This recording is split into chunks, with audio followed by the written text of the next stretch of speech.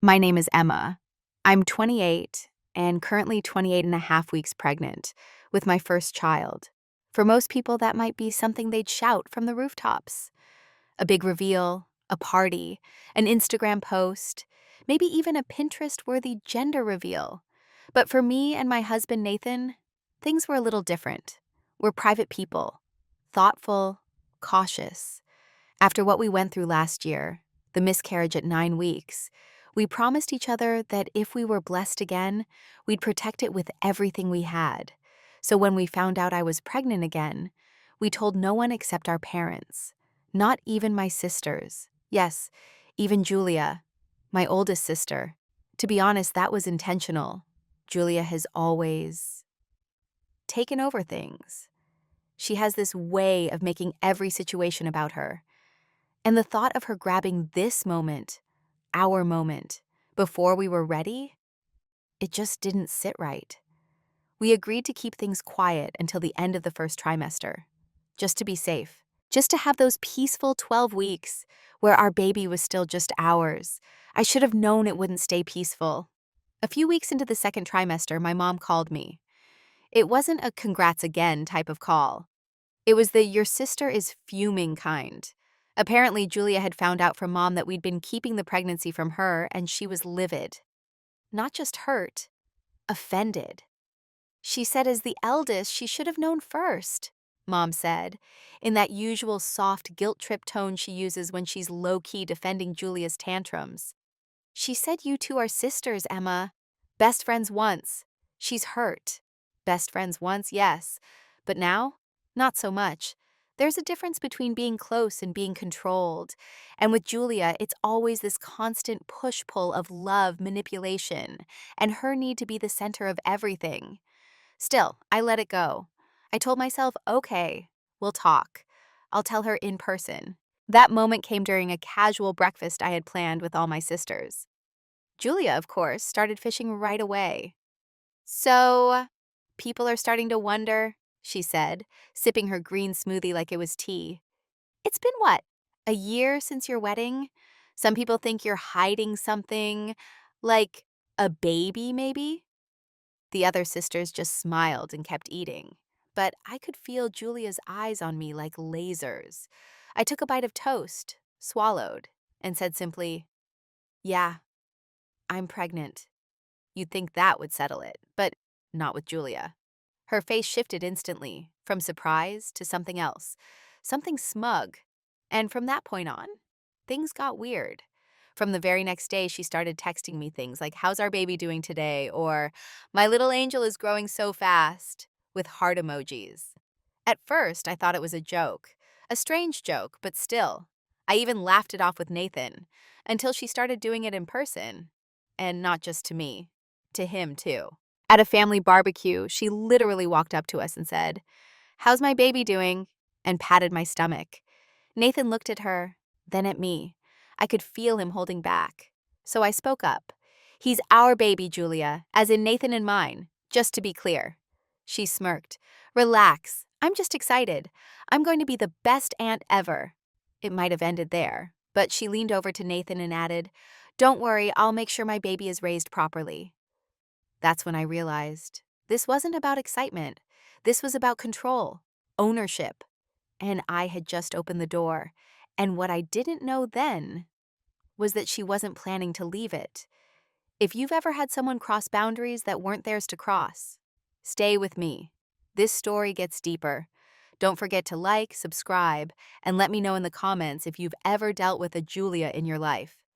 The first time she said it in front of other people, I froze. It was at my younger sister Olivia's birthday brunch, just a casual weekend family gathering, pancakes, mimosas, that kind of thing. Julia was seated next to me, talking animatedly, like she always does. And then, mid-sentence, she turned to my stomach and said, is our baby craving something sweet today? Our baby. I felt my breath catch. Everyone else laughed awkwardly, except Nathan, who had come in late and caught just that line. He didn't laugh. Julia beamed at me, proud of herself, waiting for my reaction. I forced a tight smile, turned to my plate, and said nothing. But that night, when we got home, Nathan finally said what we'd both been thinking. She's not just being playful. he said quietly. She's testing boundaries. And if we keep letting it slide, it's going to get worse. He was right. Over the next few weeks, the comments got bolder and more bizarre. Julia would text things like, I picked out a baby name. Don't worry, I'll convince you guys later. Or, I saw this nursery theme and OMG, it's perfect for our baby. When I didn't respond enthusiastically, she'd guilt trip me. Wow, you've changed. Or, guess I'm not part of your life anymore. It was exhausting, but nothing prepared me for what happened at our parents' house 2 Sundays ago. It started out like a normal afternoon. My parents had invited us all over for a barbecue. Nathan and I arrived early, hoping to spend some quiet time before the crowd arrived. Julia showed up last, like always, and the first thing she did, before even saying hello, was rub my belly and say loudly, "There's my baby!" Nathan stepped between us without saying a word. Julia laughed. Geez, protective much? I've asked you before, I said firmly. Please don't call the baby yours. He or she is mine and Nathan's, not yours. She raised an eyebrow. Well, technically the baby is family, and our last name will be the same, so… No, I cut her off. The baby will have Nathan's last name, and I'm taking it too. That hit her. Julia's smile vanished. Her voice dipped into something sharper. Oh, I see. Since Nathan's not from here, you're what, suddenly not part of this family anymore? Nathan stepped forward. I think you need to stop. But she kept going. It's just weird, Emma. You used to care. You used to share. What happened? You got married and suddenly we're all strangers? I looked her in the eye. What happened is I'm setting boundaries now, that's all. She scoffed. You're being dramatic. You're hormonal. I'm just being a good sister. No, I said, calm but clear. You're being controlling. Silence. My mom tried to jump in and smooth things over, but the damage was done. Julia stormed off to the backyard, and the rest of us stood there, unsure of what to say. I held my stomach. Not because anything was wrong, just as if to shield myself from her energy, from all of it. Nathan squeezed my hand. You did great. I didn't feel great. I felt heavy, tired, but proud too, like I had just taken back something that was slowly being stolen from me. Later that night, Julia sent me a single message. Guess I'll just stop caring then. Good luck with your baby. I didn't reply. The next few days were quieter. I didn't hear from her, and honestly, I didn't miss it. For the first time in a while, I felt like I could breathe, like my pregnancy was finally mine again. But peace didn't last long. A few days later, at a family dinner, Julia was there, smiling like nothing had happened, sitting across from me with that same fake sweet voice. And then, right in the middle of dinner, she turned to my little sister and said, You know, I already bought a baby's first Christmas outfit. It says Auntie's favorite on it. Isn't that cute? Everyone went quiet. And that's when I realized she wasn't just calling the baby hers. She was planning for a role no one gave her, and I had a sinking feeling this wasn't over. I spent the next few days feeling like I was holding my breath. Julia hadn't texted again. No sarcastic baby memes, no guilt-laced messages, no unsolicited updates about nursery themes or baby socks she just had to buy. It was quiet. Too quiet. I'd always known my sister had a flair for dramatics. She was the kind of person who thrived on reactions, good or bad. And when she wasn't the center of attention, she made sure someone paid for it. Usually me. So when she went radio silent after our clash at the barbecue, I knew it wasn't surrender. It was strategy. Nathan and I tried to focus on the baby. We'd just finalized our birth plan, picked a hospital, and agreed to keep the delivery room closed to just our parents. No siblings, no cousins, no exceptions. It wasn't personal. It was protection. That Saturday, we attended a family get-together for my cousin's engagement. I almost skipped it, but Nathan insisted we shouldn't let Julia's behavior ruin every family event. Let her play her games, he said gently. We'll just stay in our lane. Easier said than done. The moment we walked in, I saw her, Julia, wearing a tight black dress that screamed, "Look at me," sipping champagne like it was an award. She locked eyes with me and smiled sweetly. too sweetly. Then she approached. "Hi, Emma," she purred. "Hi, baby." I kept my hand on my belly and nodded politely. "Hey, Julia." She leaned in closer. "I've been so good lately, haven't I? I haven't said our baby in a whole week. Aren't you proud of me?" I forced a smile. "Yes, I appreciate it." She tilted her head. "I mean, it's still our little peanut, but I'll behave. For now." Nathan stepped beside me, placing his arm gently but firmly around my shoulders. She saw it, and her smile dropped for a second. "I brought something," she added, fishing through her oversized purse. She pulled out a tiny onesie. It was pale yellow, with glittery text that read, "Aunt Julia's favorite human." I didn't know what to say. It wasn't offensive, not outright, but it felt like a claim, a stamp, a warning. I handed it back. "Thanks, but we're not accepting any gifts until after the baby's born." She rolled her eyes. "Oh, come on, don't be so dramatic. It's just a cute outfit." I stayed calm. "We've made our decision. Please respect that." Julia glanced at Nathan. "You've changed her." "No," he said evenly. "She's finally standing up for herself." She didn't respond, just laughed bitterly and walked away. That night, I sat in bed replaying the whole thing. The way she looked at me, the way she talked about my pregnancy like it was hers, the way she undermined Nathan, again. Then I remembered something I hadn't thought about in years. When Julia had her first child, Liam, I was 20 and still living at home. She was overwhelmed, single at the time, and juggling college and part-time work. Naturally, I stepped in. Midnight feedings, daycare drop-offs, emergency diaper runs. I did it all. I loved Liam. I still do. But not once did I ever call him my baby. I never tried to claim space that wasn't mine, because I knew being there doesn't mean owning. Julia didn't seem to understand that. 2 days later, she sent a group text to the family. "Hey everyone, I'm throwing a surprise baby shower for Emma next weekend. Don't tell her lol. I stared at the message, stunned. A baby shower that she was throwing without asking me? Before I could respond, Nathan's phone buzzed. Another message from Julia, just to him. "Don't worry, I won't invite your side of the family, just ours." I felt sick. This wasn't love. This was power, possession, control disguised as care. And that's when I knew this wasn't just about boundaries anymore. It was about reclaiming what had always been mine. My voice, my choices, my motherhood. The next few days were a blur of texts, phone calls, and confusion. Apparently, Julia's surprise baby shower plan was already in motion before she even announced it to the group chat. She'd rented a venue, ordered a cake, created Pinterest boards for the decor, and, this was the kicker, registered for baby gifts under my name. Gifts I didn't choose, a party I didn't ask for, and people were falling in line like it was normal. My aunt called gushing.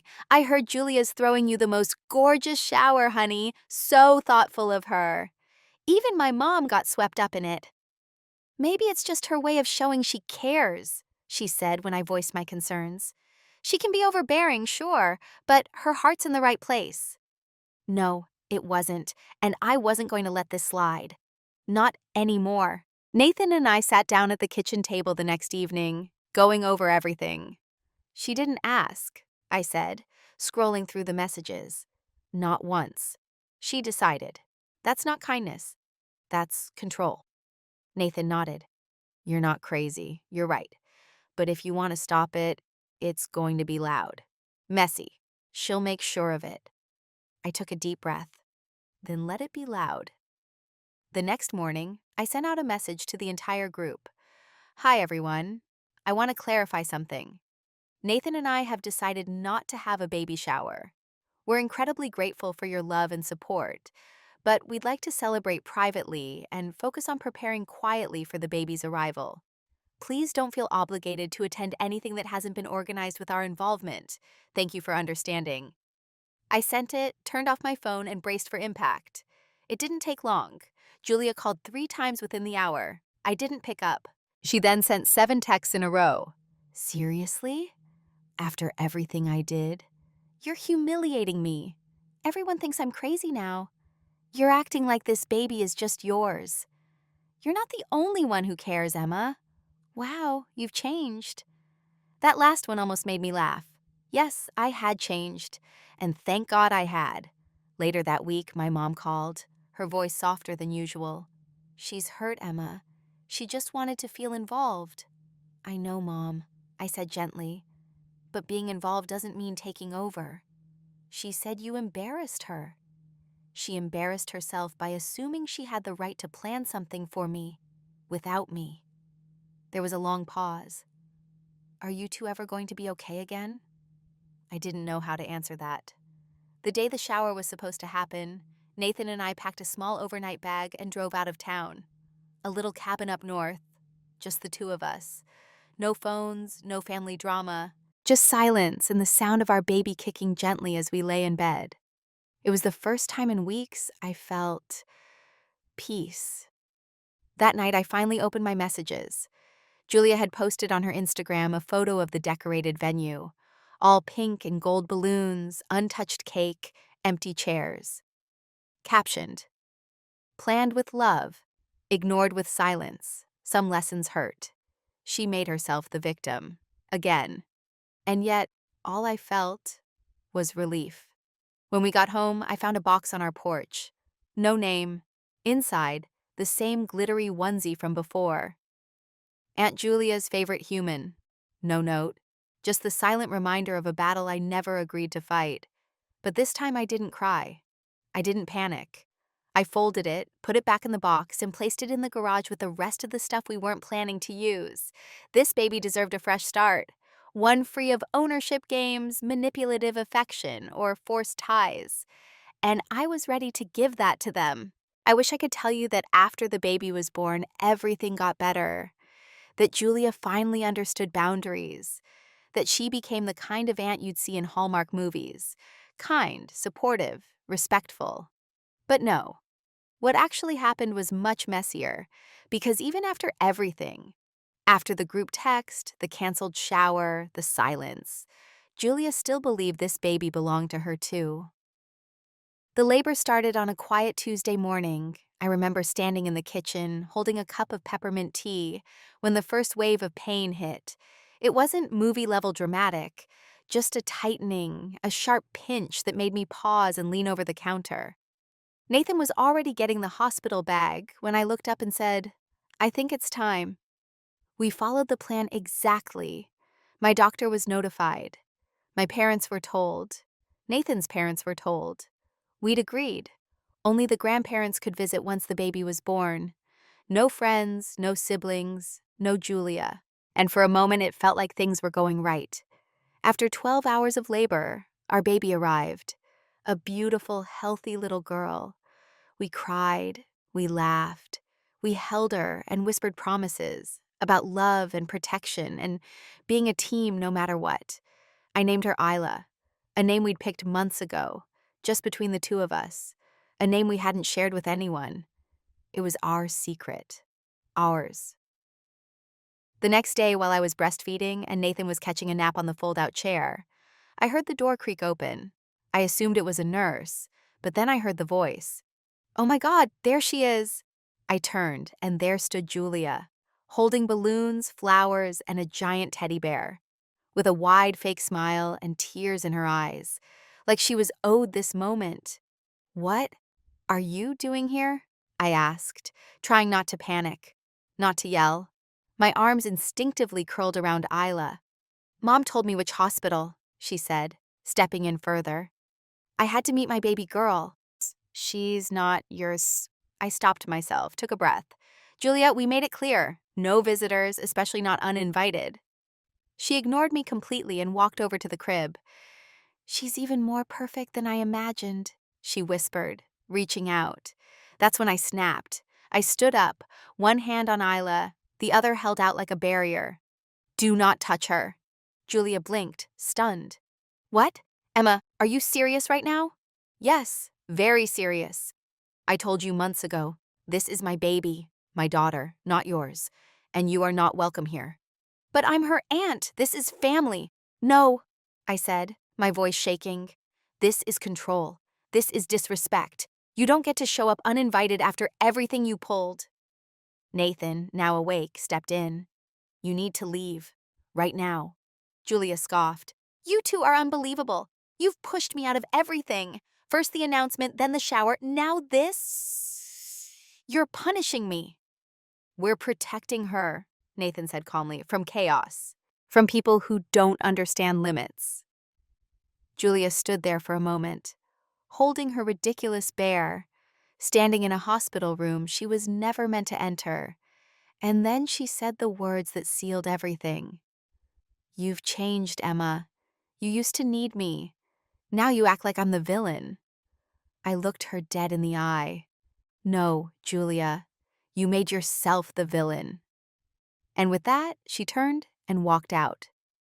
Later, I found out from my mom that Julia had guilted her into revealing the hospital. Mom cried when she told me, said she thought Julia would just drop off flowers. She promised she wouldn't come in, Mom whispered. She never keeps promises, I replied. And then I blocked Julia's number, deleted her from social media, and I made a promise to myself and to Isla.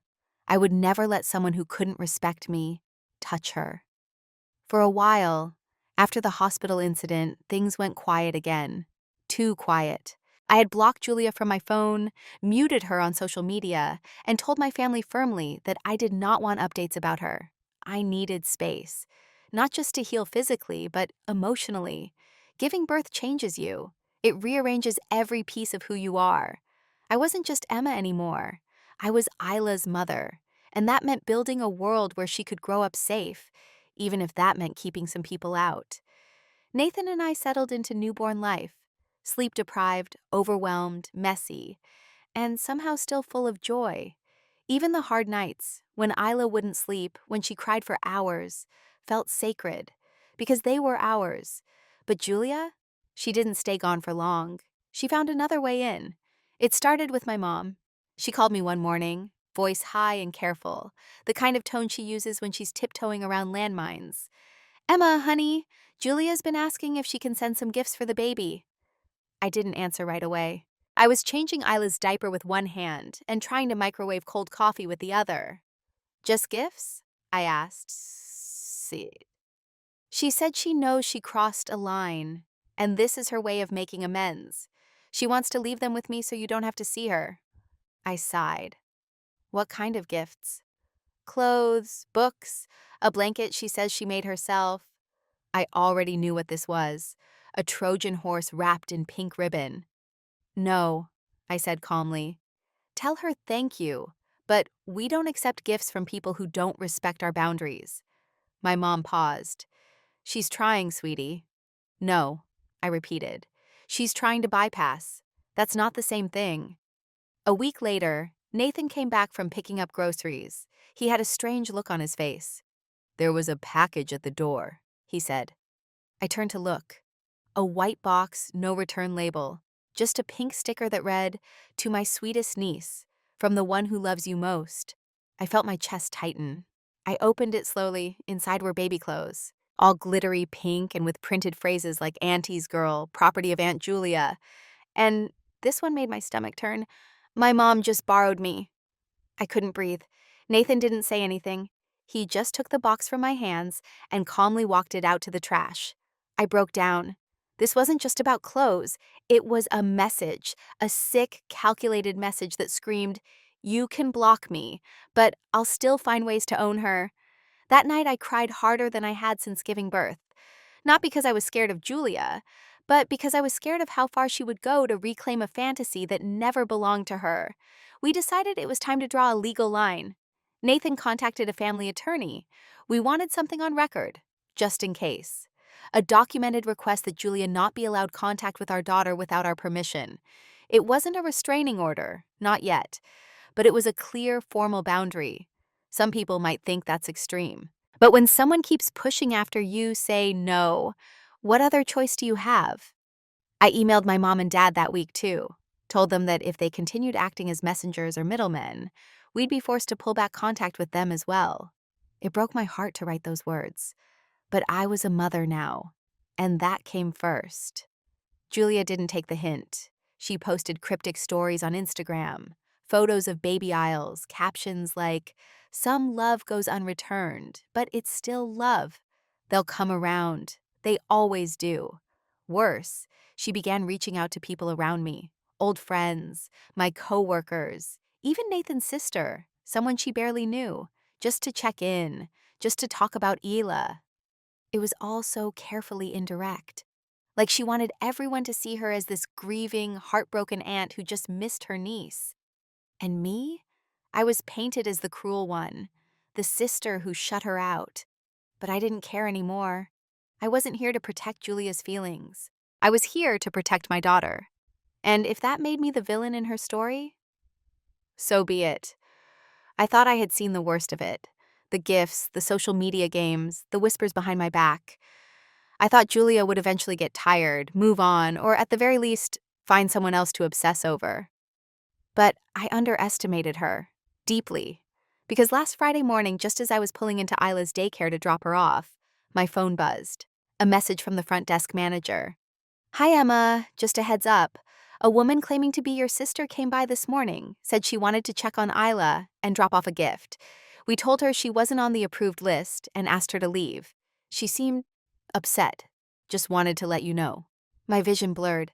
For a second, I just sat in the car, Isla giggling in the back seat, kicking her tiny socks off, while I tried to process what I'd just read. She went to the daycare. She went there without my permission, without warning, and without reason, other than to violate yet another line I had firmly drawn. My hands were shaking when I walked Isla in. I smiled through it, kissed her forehead. But the whole time I was scanning the parking lot, the sidewalk, the windows, like prey. Like I was being hunted by someone who used to be my sister. Nathan was furious when I told him. "This is stalking," he said plainly. "There's no other word for it." He was right. I contacted the daycare director that afternoon and asked them to update our emergency contact list, not just to exclude Julia, but to flag her as a non-authorized individual. If she ever showed up again, they were to call us and security. I also called our attorney. This wasn't a suggestion anymore. It was time to file a no-contact order. For me, for Nathan, and most importantly, for Isla. I had tried being patient. I had tried explaining. I had tried being kind, neutral, composed. But she came to my child's daycare. That crossed a line no apology could ever step back from. That night, Julia showed up at our house. Not knocking, not texting first. She just stood there, on our porch, holding a photo album in her hand, like this was 1997, and we were all still playing dress-up in our childhood bedrooms. Nathan opened the door, firm, cold, silent. She looked past him, toward the living room where Isla's toys were scattered across the carpet. "I just want to talk," Julia said softly. "Please." I came to the door, not because I wanted to, but because I needed her to hear me. "You went to Isla's daycare," I said. She nodded. "I just wanted to see her. I thought maybe if they saw how much I cared—" I cut her off. "This isn't about care, Julia. This is about control, and you're done." She blinked. "You're blowing this out of proportion." "No," Nathan said, stepping forward. "You're underestimating what this means, what it means to stalk a child, what it means to violate a mother's boundaries after being told, over and over again, to stop." Julia's voice cracked. "You're taking her away from me." "She was never yours to begin with," I said, louder than I meant to. Isla stirred from her nap upstairs, and I felt my heart pound against my ribs. "I helped raise your kid once," I said, quieter now. "I loved him like he was mine, but I never acted like he was, because I knew the difference between love and possession." "You don't." She didn't respond, just stood there, face tight, tears forming, but still too proud to back down. "Leave," I said, "and don't come back." Nathan closed the door behind her, and this time, I didn't cry. 2 days later, we filed the paperwork for the restraining order. We gave the daycare a copy. We updated Isla's pediatrician, our church, and even the grocery delivery app, just in case. It sounds paranoid, I know, but once someone shows you who they really are, you have to believe them. The courtroom was colder than I expected, sterile, clinical. Not the kind of place you want to be when your hands are sweating and your heart's thumping like a war drum inside your chest. But there we were, Nathan and I, sitting across from Julia for the first time since that night on our porch. She was dressed in beige, hair tied back, makeup soft. She looked like the picture of reason, of sadness, of heartbreak. She even brought a tissue box to the table, like she planned to cry. This was the hearing for our restraining order. We weren't seeking vengeance. We were seeking safety, proof, paper, legal protection for our child from someone who had crossed every invisible line we tried to draw.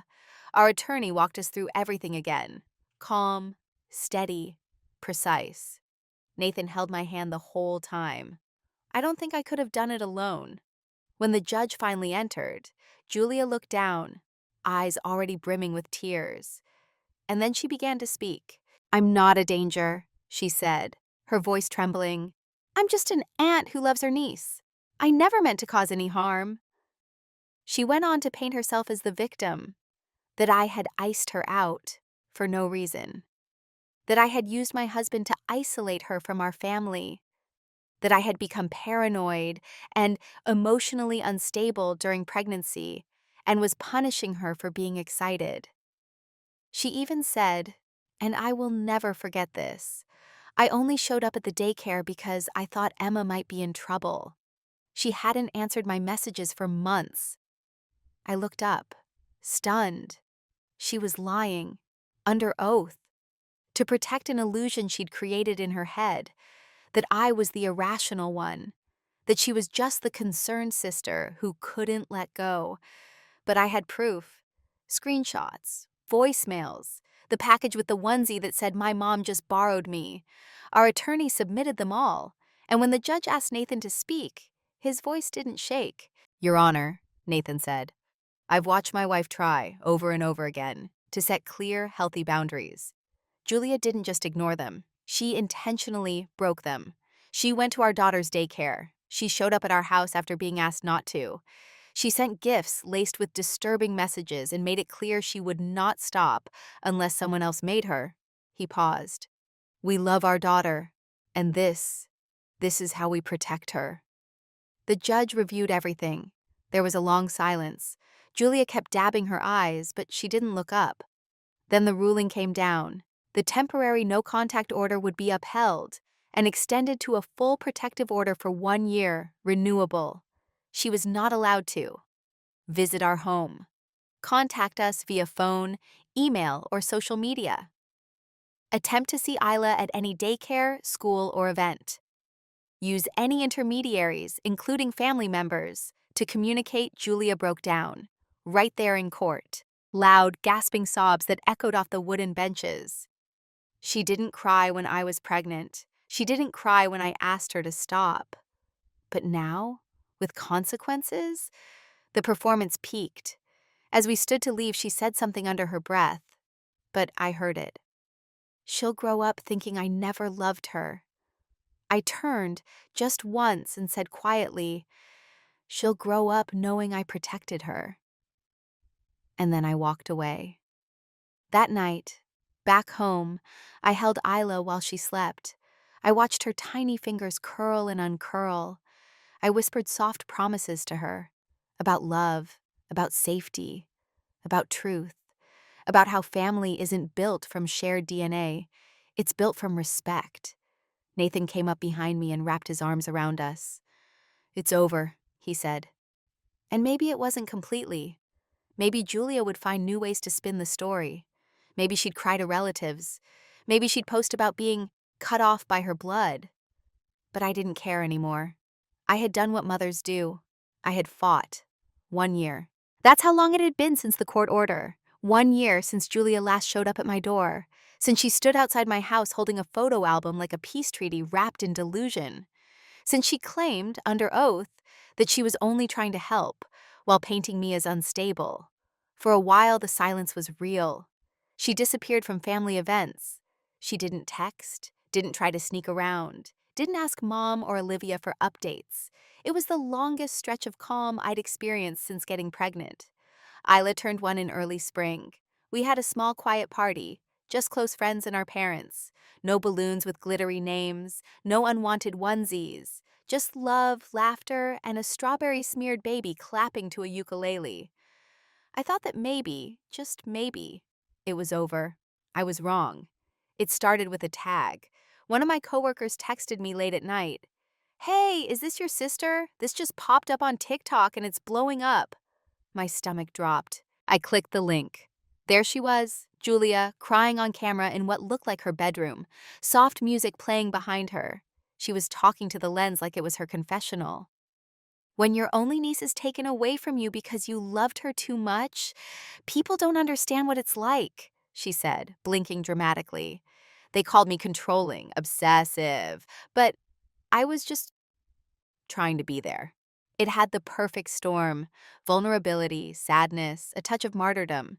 She even included a montage of baby-themed images, stock photos, not even of Isla, with captions like "still missing her every day" and "some wounds don't heal." It had over 300,000 views. And the comments? They were brutal. "Your sister sounds like a narcissist. Can't believe she weaponized motherhood against you. Don't give up. Fight for your niece. You're her real protector." I felt sick. She wasn't just lying now, she was branding herself with victimhood, creating a public image that cast me, the one who had protected my child, as the villain. I wanted to scream. Instead, I screenshotted everything. Every comment, every caption, every frame. Nathan was livid. "She's trying to rewrite the story in front of the entire internet," he said, "and people are believing her." "I don't care what strangers think," I said. "I care that one day Isla might see this." That's when we decided we needed a plan. We met with our lawyer again because the protective order had just expired. And with Julia's new social media stunt, we had proof that she wasn't done. She was still fixated, still inserting herself into our lives. This time not through doors or packages, but through screens. Our attorney agreed. This isn't about physical contact anymore. This is psychological warfare and defamation. A cease and desist letter was sent within 48 hours. Julia received it. We know because she took the video down, not because she was sorry, but because she was scared. 3 days later, I received an email from her. The subject line simply read, "Olive Branch." I opened it. "Emma, I took the video down. I didn't expect it to get that kind of attention. I just wanted people to know how much I missed her. I'm not trying to start anything again. I don't know how to grieve someone who's still alive but gone from your life." It ended with, "Tell Isla I love her. Always." I didn't reply. I didn't forward it. I didn't even read it twice. Because grief isn't the same as guilt. And when someone loses access to your life because of their own behavior, that's not grief. That's consequence. Isla is 2 now. She walks, she talks, she sings off key in the car. One day she'll ask about Julia. And when she does, I'll tell her the truth. That sometimes love shows up dressed in control. That sometimes family has to be chosen, not inherited. And that her mother fought hard to make sure she was never anyone's property, only someone's daughter. It happened on a quiet Tuesday afternoon. Isla was sitting on the living room floor, surrounded by picture books and a half-eaten banana. I was folding laundry on the couch, half listening to her babble as she read to her stuffed animals. Then she looked up at me with those big brown eyes and asked, "Mommy, who's Aunt Julia?"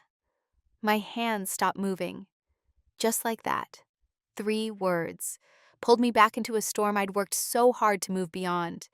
I sat down beside her, heart racing a little, unsure of how much she knew.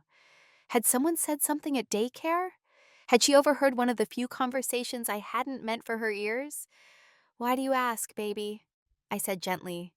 She pointed to an old photo on the bookshelf. One I'd forgotten was even there. A picture from 5 years ago. Me, Julia, and my younger sister Olivia, laughing in a cafe. "She looks like you," Isla said thoughtfully. I nodded. "She's my sister." "Is she nice?" Isla asked. I swallowed hard. There it was. The question I never thought I'd have to answer. The one that had kept me up so many nights.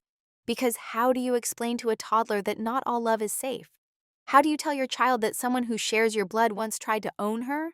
I pulled Isla into my lap and brushed her hair behind her ear. Aunt Julia, she used to be a very important part of Mommy's life. I began slowly. But sometimes, even people we love don't always treat us the right way. She blinked. Did she do something bad? I hesitated. She didn't understand that you belong to you, not to her. That you're not someone to claim or control. And Mommy had to make a choice to keep you safe, even if that meant saying goodbye. Isla nodded quietly. She didn't ask more. She just laid her head on my chest and said, "Okay, I like it when it's quiet." I smiled through the tears that formed behind my eyes. So did I. That night I told Nathan about the conversation. We sat at the kitchen table while Isla slept upstairs, her favorite plush bunny tucked under her arm. "I always wondered when it would come," I whispered. "The question." "And you answered it perfectly," he said. "You told her the truth, just enough of it." "I didn't tell her everything." "You told her enough," he repeated. "Because this isn't about Julia anymore. It's about you. It's about the mother you chose to become, and the world you built to raise Isla in." He was right. This wasn't about revenge. It was about resilience. Julia still tries to paint herself as the wounded one online. I know this because people send me screenshots, even when I ask them not to. She writes captions like, "Still thinking of her every day," under photos of flowers, leaves vague messages about sisters who turn cold, and babies you never got to hold. But none of that matters now, because Isla is growing up strong. She's learning to say no. She's learning that love isn't supposed to hurt or guilt or manipulate. And when she's older, old enough to understand the full story, I'll tell her. I'll show her how setting boundaries is the highest form of love. I'll teach her that being family is a privilege, not a right. And I'll remind her every single day that her body, her name, her soul belong to her alone. So here's where it ends. Not with a dramatic confrontation, not with a reunion, but with peace. Real, earned, honest peace. Because sometimes the strongest revenge isn't slamming a door. It's choosing never to open it again. Family isn't always safe, and walking away doesn't mean you're weak. It means you finally chose yourself. Thank you for staying through all 10 parts of this story. If this meant something to you, please like, subscribe, and share your own story in the comments. You never know who might need to hear, "They're not alone."